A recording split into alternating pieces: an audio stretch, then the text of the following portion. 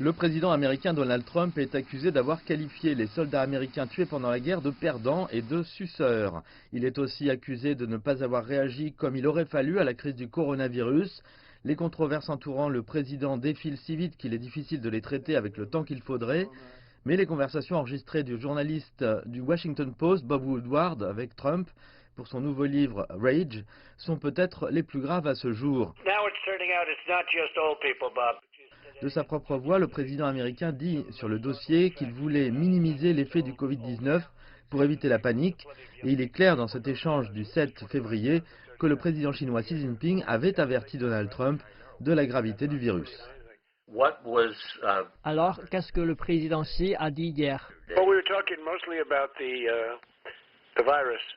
Eh bien, nous parlions surtout du virus, et je pense qu'il va le maîtriser. Mais vous savez, c'est une situation très délicate. C'est un virus qui va dans l'air, c'est toujours plus difficile que de le toucher. Vous savez, le toucher, vous n'avez pas à toucher les choses, mais l'air, vous le respirez, et c'est comme ça qu'il passe. Et c'est donc très délicat, c'est très délicat. Les enregistrements semblent saper la stratégie de pointer du doigt la Chine et l'Organisation mondiale de la santé et contredisent ce que le président américain disait en public. Depuis 2 jours, Trump s'est défendu, disant qu'il ne voulait pas paniquer les gens, mais avec plus de 6,3 millions de cas de coronavirus et près de 200 000 morts aux États-Unis, ses chances de réélection s'amenuisent.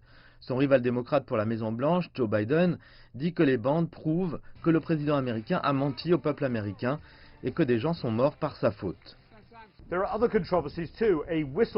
Il y a d'autres controverses aussi.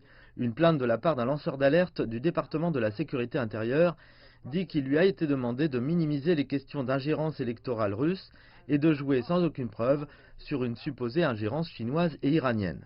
Le département de la justice des États-Unis a également annoncé qu'il prendrait en charge un procès en diffamation contre Donald Trump par une femme qui l'accuse de viol avant qu'il ne soit président.